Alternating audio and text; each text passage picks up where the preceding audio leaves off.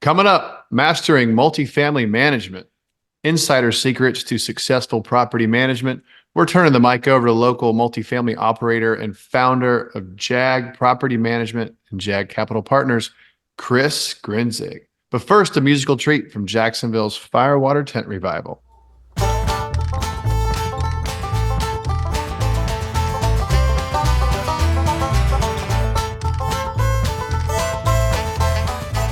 Hello, Jacksonvillians. I'm your host, Ian Brown, and this is the Jacksonville Commercial Real Estate Show.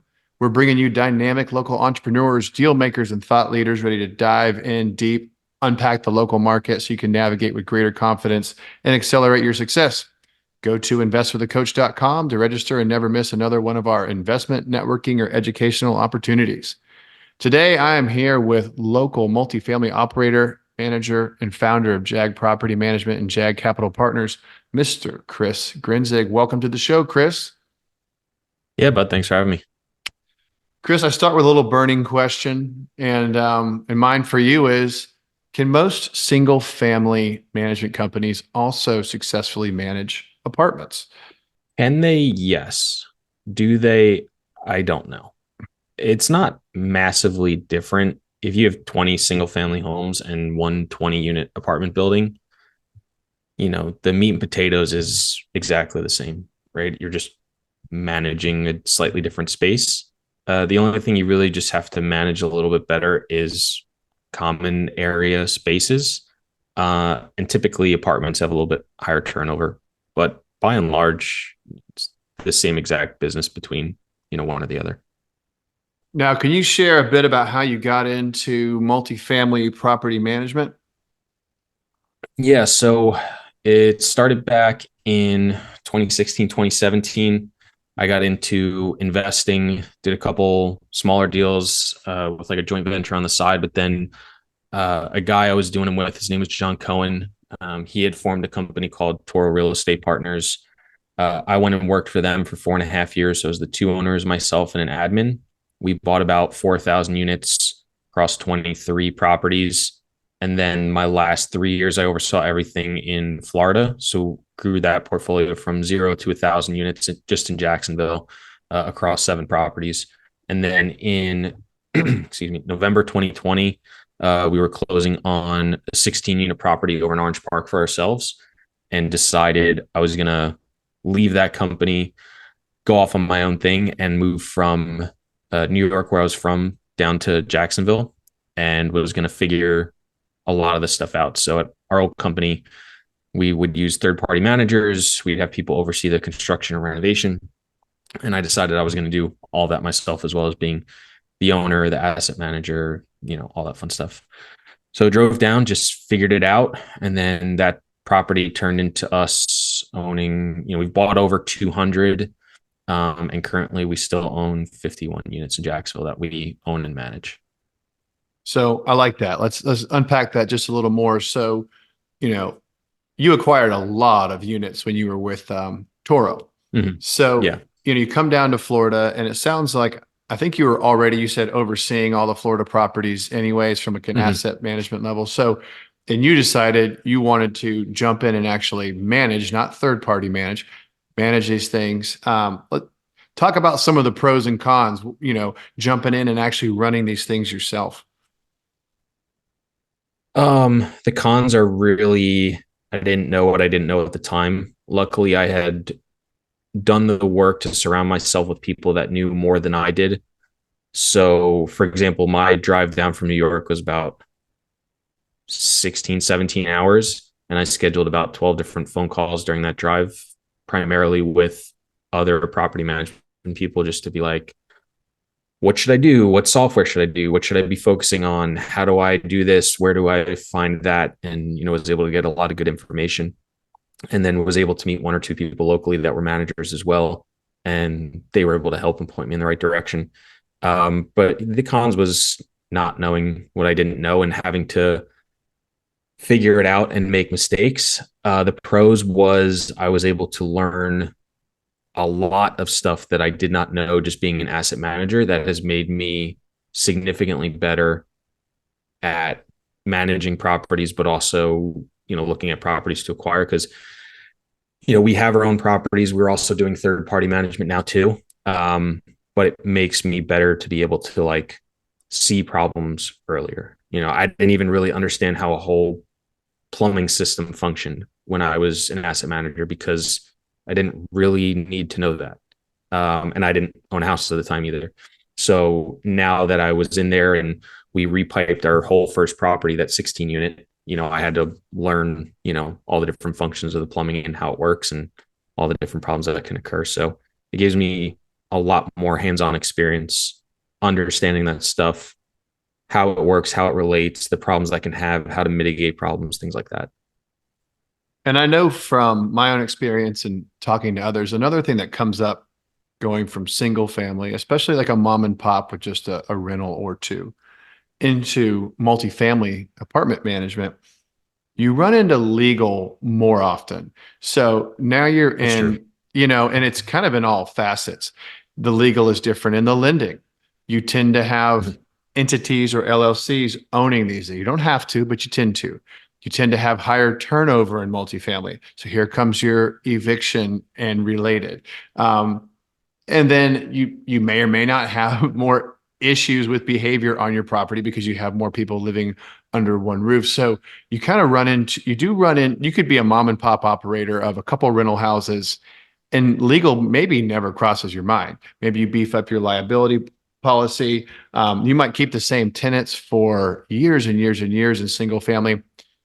In apartments, that's pretty uncommon to have the same Mhm. tenant for years and years and years and years. So have you noticed that? I mean, if you're asset managing for Toro, obviously you were elbow deep in the legal side, but I identify that as kind of a fundamental difference when you kind of go up the food chain. Yeah, I think I sometimes don't realize that stuff because I kind of almost work down in like the quote unquote hierarchy, if that's what you want to say. Yep. Um, not really like there's no real hierarchy, but that's kind of how it is. Where I never went from I have a single family home that I bought 7 years ago, and we're going to turn it into a rental, and how do we do that, and then turn around and buy a 10 unit building. But you're right. I mean, if you just have a home and you're going to rent it out, you have, your home mortgage, your homeowner's insurance, probably, even though I would recommend getting additional insurance most likely. It might be in your own name and you might just put somebody in there that does stuff, that stays a long time. They take care of the lawn, they take care of the pest control. You might even have an agreement where they have to do some of the repairs themselves. Like, you see a little bit more unique situations when you're dealing with just a single family home. When you're in apartments, sometimes you see some of that, like once in a while you run into like, okay, one of the tenants is mowing the lawn or maybe and gets, $150 off their rent or $100 off their rent. Or if you have like interior hallways, maybe they're vacuuming the hallways or something like that. Very, very rarely. A lot of the stuff is, garden style, so you don't run into it too much. But, you have to have, on the property management and on the asset management side, there's definitely more. And I think the step up is more on the ownership asset management side than the property management side. The big difference is, you have to have a landscaping contract. You have to have a pest control contract. You have to have, if you have common areas that need to be cleaned, you have somebody that's coming in to do that. You're not going to have a tenant that's responsible for all of that stuff because you have common areas. So you have to have other people that service that, or, you do it yourself as the owner, landlord, or property manager. On the asset management side is where, I think a lot of it changes. The financing is different. The insurance is different. The legal structures are different. And that can be a really steep learning curve for a lot of people. And I think one of the reasons that I started looking at some of those smaller to mid-sized multifamily stuff originally, call it 10 to 80 units, was I felt we could bring a level of sophistication from the stuff I had been doing into a space where there's less competition than I was previously dealing with. There's still plenty of Yeah. people who are very sophisticated, know what they're doing, that operate in the same space. I'm not going to pretend we're the only one. But it definitely felt like there was going to be less of that. Correct. And I think that's an interesting and sound, business approach, that professionalizing some of these smaller, maybe garden style properties that they're just not on the radar of like your regional and certainly national operators for multifamily. And then, Mhm. here you are with a portfolio of either owned or third party managed property, and everybody, all of those properties can kind of benefit from your, folded in single management platform. I'm sure there's efficiencies of scale and economies of scale and marketing software, obviously management, legal, leasing. It's tough when you're a mom and pop and you have just a few properties and all those phone calls go to, dad's cell phone, or whatever it is, and you don't know when they're going to come. Where you have enough scale, you can have somebody or a VA or something that's constantly available to take phone calls. And you Mhm. mentioned earlier, you're like, well, going down going down the ladder, so to speak, which I admit is the opposite of a lot of people. So going down from thousands and thousands of units on an asset management level to, dozens or hundreds on a true management owner operator level. You said, I didn't know what I didn't know. What were some of like the biggest things that you're like, oh man, I'm learning this through the school of hard knocks? Like what are a couple of things that you're like, well, I know that now. Yeah. Like the one that stuck out to me the most, because it was like I was petrified doing it, was the property we bought. I was inheriting a eviction case for a tenant. So like 2 weeks into it, I got a call from the previous manager. And we had spoken before we were taken over, and I developed a pretty good relationship and just been like, hey, I'm going to be new at this. Here's my background.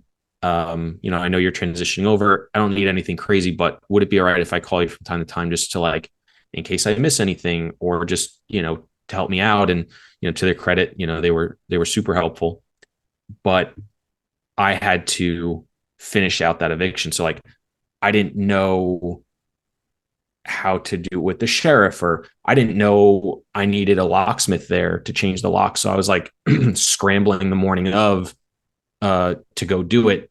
I take that back. It was literally within the first week.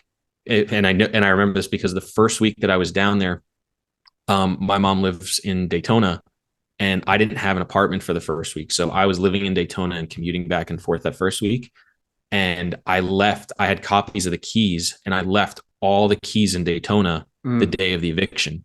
So I was like freaking out. I was panicking, and I was able to call that previous manager. He was like, it's fine. Just call locksmith. They'll handle it. They'll be there with the sheriff, and everything will be fine. But that was one of the things where it's just like a simple thing of just going through that is, extremely scary. Um, and there's a lot of other things I didn't know. Like I said, I didn't know about how the plumbing system worked. There was a lot of things about the systems that I didn't really know at an intimate level. A lot of problems you can run into. Like I didn't know about um, sucking out the condensation lines for ACs, which helps extend the life of them, which is a huge thing. We do that for all of our properties now once a year, and it's a big thing. Which ACs are at least $4,500 now. If you're a single family home, you're probably 6 to 10,000, depending upon how big it is. So if you can spend a couple $100 at most a year to extend the life, a few years, it's well worth it. But these are things I had to learn. And one of the nice things was the second property we bought in early 2021, the previous owner had some people on payroll, but they were selling out of everything. So they had a on-site manager and a maintenance person. And I was fortunate enough to be able to bring them on in a part-time role. And they had a lot of that hands-on knowledge that I was still learning and accruing. And together we were able to flesh out, a lot of those holes that I didn't necessarily have.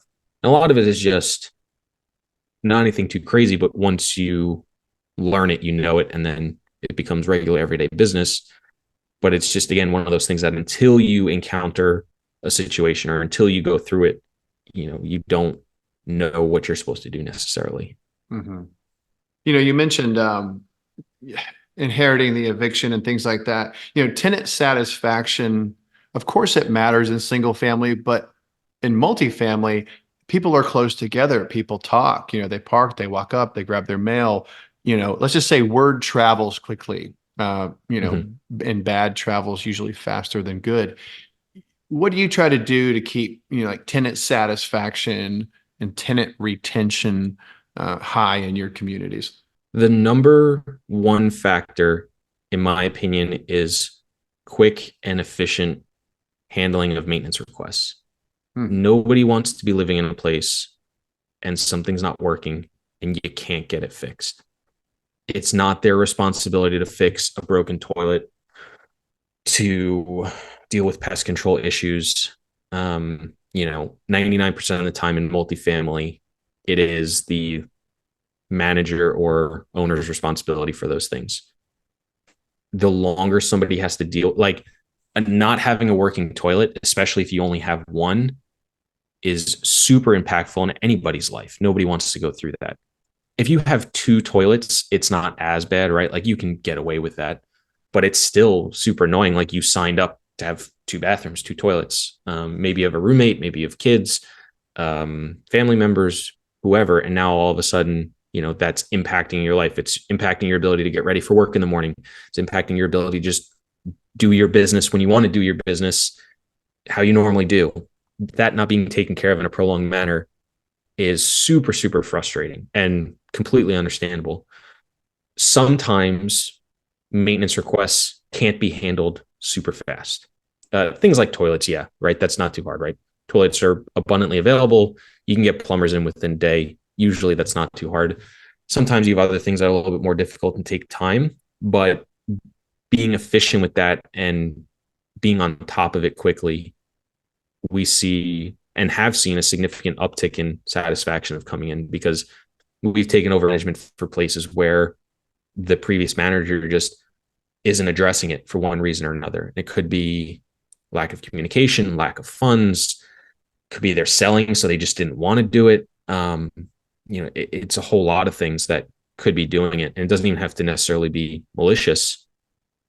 Being able to come in and take over those problems and continue to take ownership of those problems and solve them for them and stay on top of them is, probably the biggest one that keeps residents satisfied. The next one is just communication with, everything in general, including maintenance.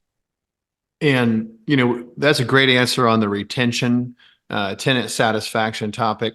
You go above the funnel to retain them. First, you have to get them. And assuming you didn't just buy the property and love everyone that's already there, and you had to go in and execute a value add or a lease up, you probably had to go out, and I'm sure you do right now, and need to market and procure new tenants. Mhm. So in that vein, what are some strategies you like for getting and attracting quality tenants?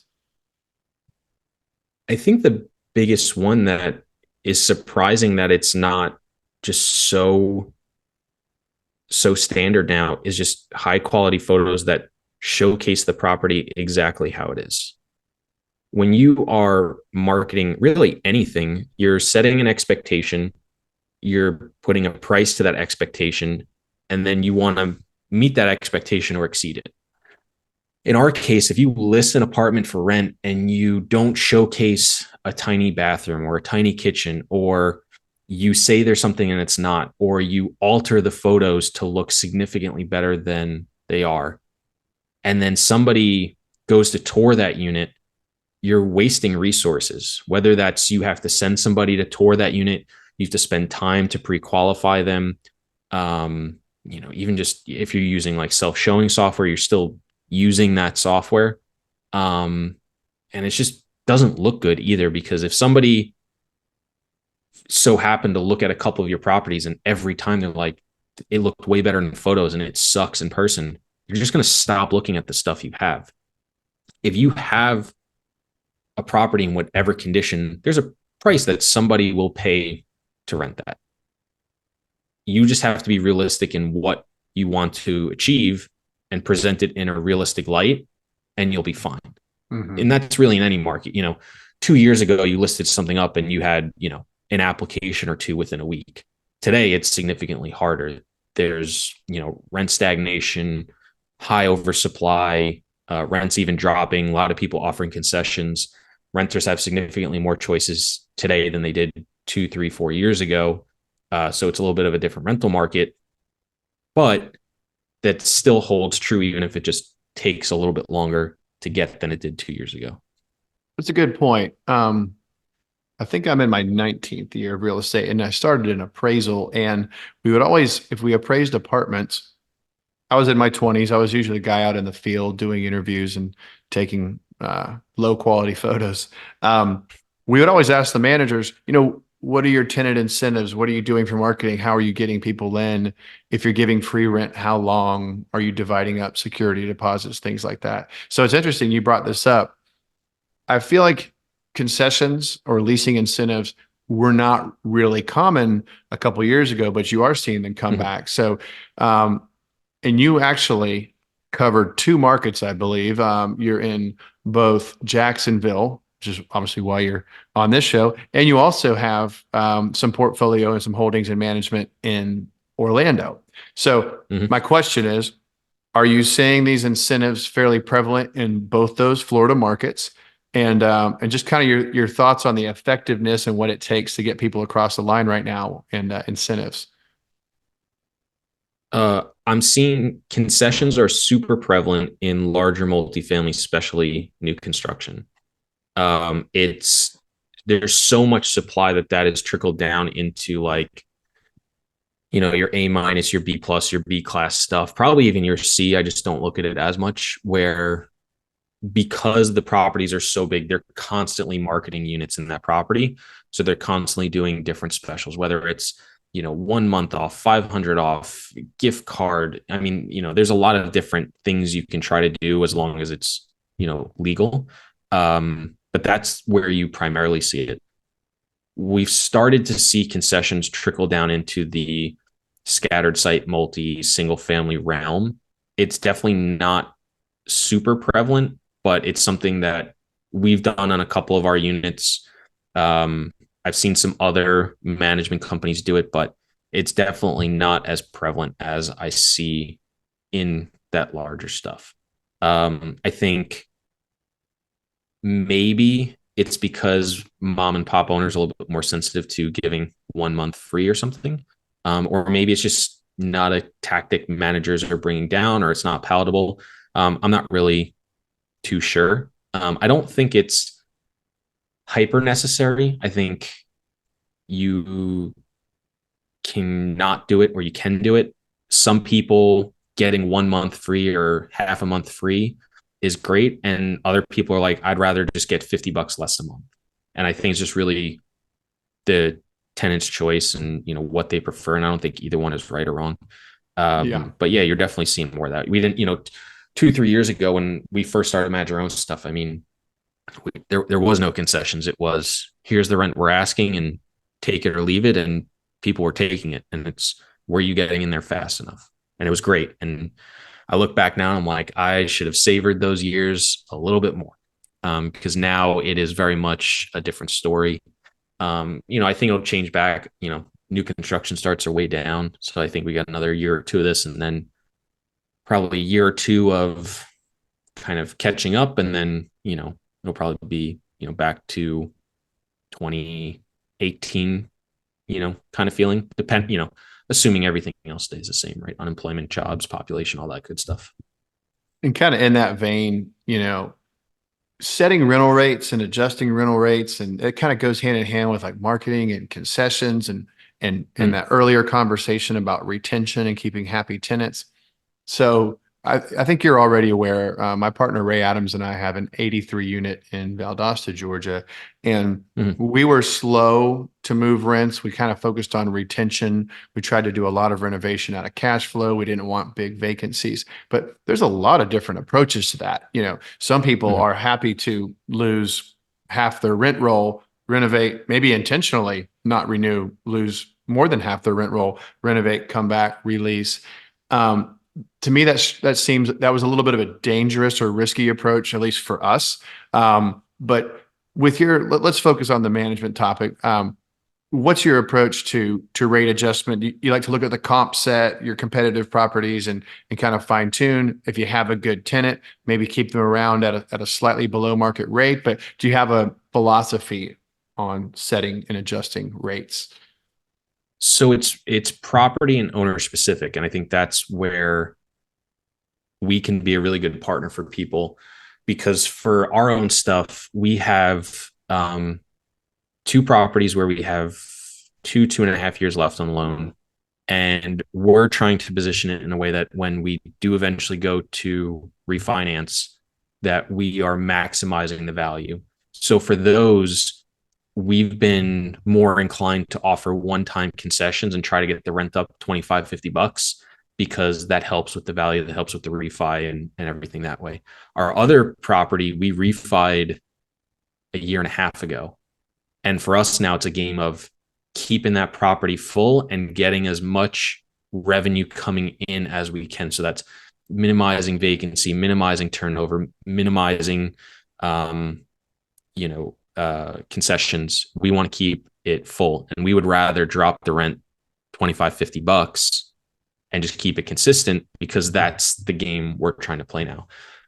So I think the strategy really just comes with like, what is the plan for whoever the owner is, and what are they trying to accomplish? And that's where I think where a lot of owners go wrong, and I've seen this complaint with other property managers, and I'm sure we'll run into it at some point, is, one day they turn around and they find out their owner's selling in like 2 weeks. And it's like, hey, you need to do this, that, and the other. And it's like, we all know, like, the likelihood of keeping a property for 30 years is so low, right? Even if that's somebody's intentions, things change, things happen, stuff happens, right? So like, eventually a property is going to sell. Like a good property manager is going to be like, hey, we know you're going to be with us for however long. And maybe it's different properties, or who knows, right? But we're taking care of that property for however long you have it. But we're also trying to help you get the most out of that property. And if you tell us what your plans are and you keep us up to date, we can help you position in that light, right? If you tell me like, hey, I'm thinking about selling this in the next year, can we do, what can we do to maximize value? And, we have this conversation. I'm not going to turn around and try to like screw you over so that you can't sell so that I keep it. That just doesn't make sense. Or, I mean, some people might think that way, but I just think that's stupid. So it's really just kind of like, what's the goals for the property and the owner? And as that changes and morphs, like figuring out a strategy that fits with it. I think that's a good answer. And I was just, while you were saying that, I was thinking about, most of your governmental, small balance loan products have to be 90% occupied, the properties do, for assumption. Well, to your point, if you have an owner that's like teetering on 90%, or maybe they're 88, 92, whatever, I would think, especially if there's a disposition with an assumption contemplated, your goal is going to be very much retention oriented. You want to make sure the property is still, quote unquote, stabilized by governmental underwriting guidelines, so the loan can be assumed. So I think that was a good answer, because we actually ran into that. We got down below 90%. Somewhat intentionally, and then we were turning units, and now we try to make a concerted effort to stay above 90. Sometimes we'll be up to 95. But my point is, we like to stay in a position where if somebody did come out of the woodwork and wanted to assume our loan, we're at least eligible. Yeah. I was thinking about one thing too, Chris. Oh yeah, jump in. Yeah, just one more thing on that, because it's a good point, right? Because even two things. One, it's funny that you brought it up, because I'm the opposite of you. Our properties, we will drop occupancy some. So like some of our properties even got down at points, and this was intentional, into the 60% range, because we raised extra funds to do these renovations. So the longer it takes, the money is just sitting there not earning anything. And this, a lot of times, this was also too when you couldn't stick money in the bank and get 3 to 5%. So, it literally was earning nothing. Now you could earn a little bit if you did it slower, but still the money's there. You got to make use of it. So for us, it was like, hey, yes, our rent roll may drop temporarily. Yes, we might be at break even with paying our mortgage and stuff, but we're going to do this quicker. A lot of our deals, we renovated from soup to nuts, every single unit, interior, exterior, in 18 to 24 months. And then that put us in a position to refi within 30 months, because a lot of times that 90, when you go for those small balance programs or typical ones, not necessarily through Freddie or Fannie, the golden rule is 90 for 90, right? 90% occupied for 90 days or 3 months. Our goal was to be refinanced quicker so we could get money back and redeploy it. And, that was the whole process. And then, own them longer term. So that was why we did that.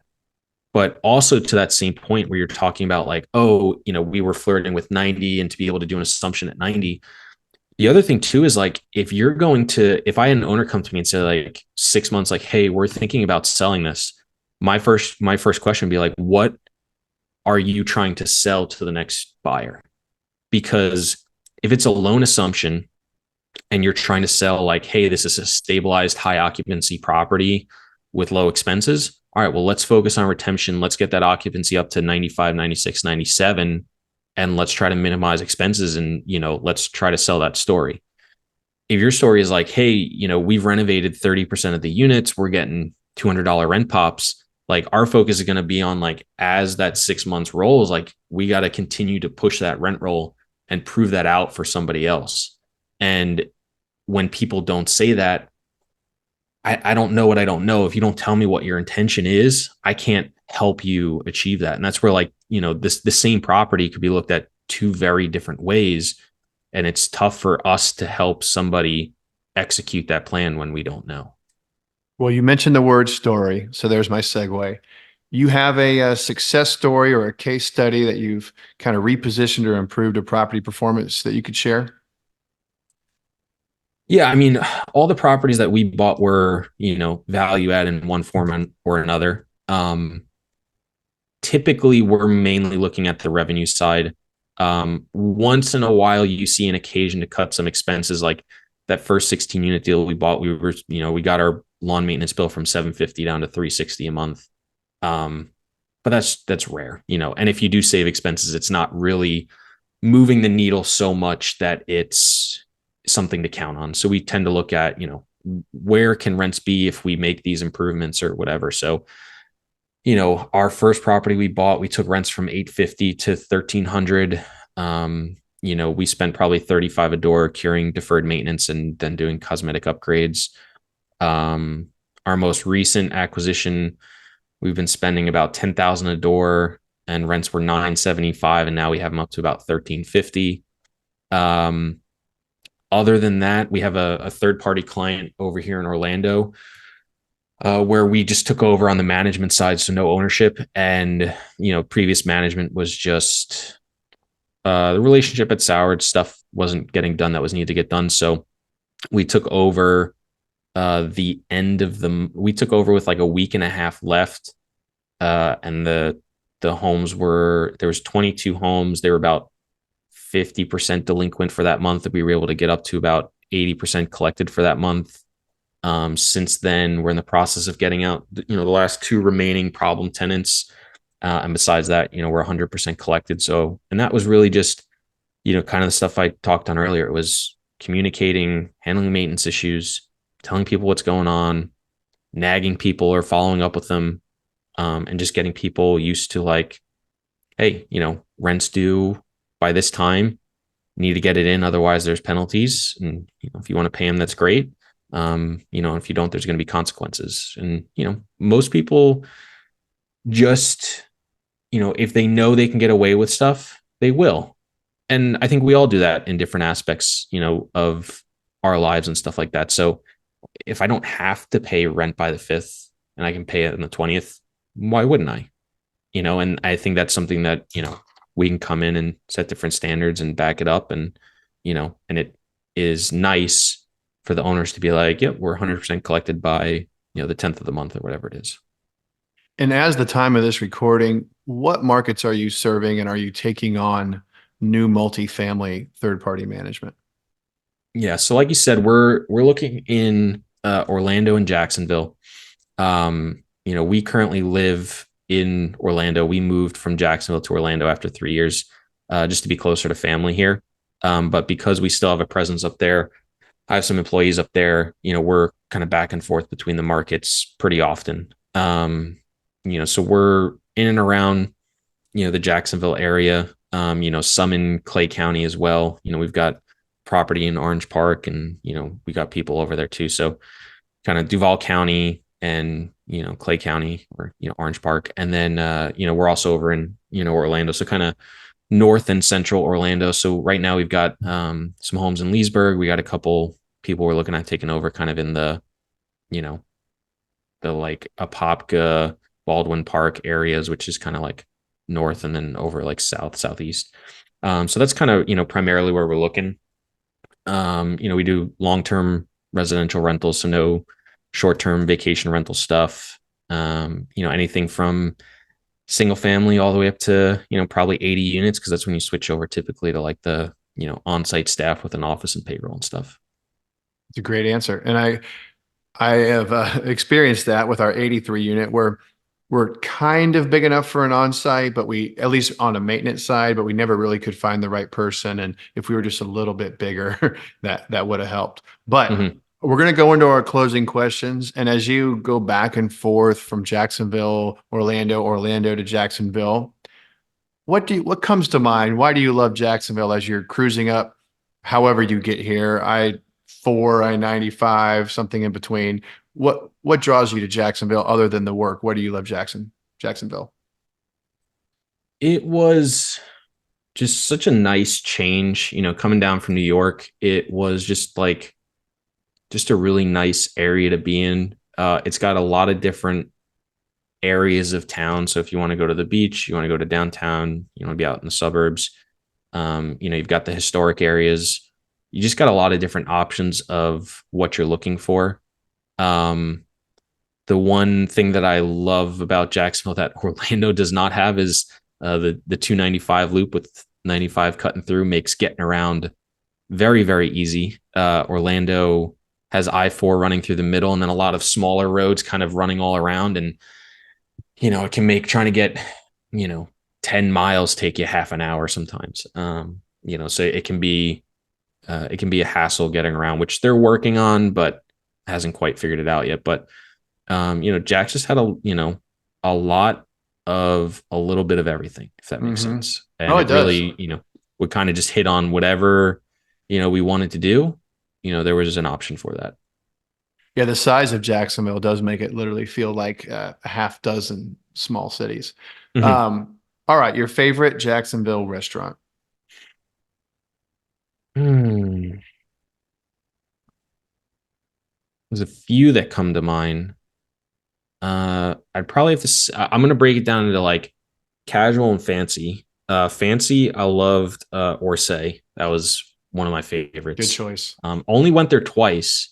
I was trying to go a couple more times and just never lined up, but it was phenomenal. Casual, probably a little bit of a cop-out answer, but Hawkers. That's all right. Yeah, Hawkers is good. And you have it in Orlando, right? Do we? I don't actually know. That's a good question. So I always thought Hawkers nice. was like independent and unique to Jacksonville. And then of course, I'm saying it now. We'll have to fact check it. I think they're in Orlando as well. And the last kind of local question is a favorite location, a favorite venue in Jacksonville. We do have two Hawkers places in Orlando, by the way. Oh, there we go. Me and my wife, now wife, met and got married in Jacksonville, and we got married at the Casa Marina Hotel. So that's always going to be my favorite place just because of that. Awesome. All right. Lastly, Chris, where can people find you and connect with you? Yeah, I would say, pretty prevalent on a lot of social media. If you just search Chris Grenzig on Twitter, Facebook, Instagram, LinkedIn, you'll find me. If you want to email me, it's chris@jagpmg.com. So at jagpmg.com. And those are probably the easiest ways. Awesome. Well, Chris, thank you for your time. It's been a good one. Yeah, no, I appreciate you having me on. All right, everybody, please rate, review, and follow this on whatever platform you're enjoying it today. It makes a huge difference for us and allows us to bring you high quality content and guests like Chris today. As I said at the top of the show, go to investwithacoach.com, register, and never miss another investment, networking, or educational opportunity. If you like to scroll, we are Yield Coach on Instagram, Facebook, LinkedIn, and YouTube. And that's a wrap on this episode. I'm your host, Ian Brown, signing off and reminding everybody to lace up and leave it all on the field. Yield Coach out.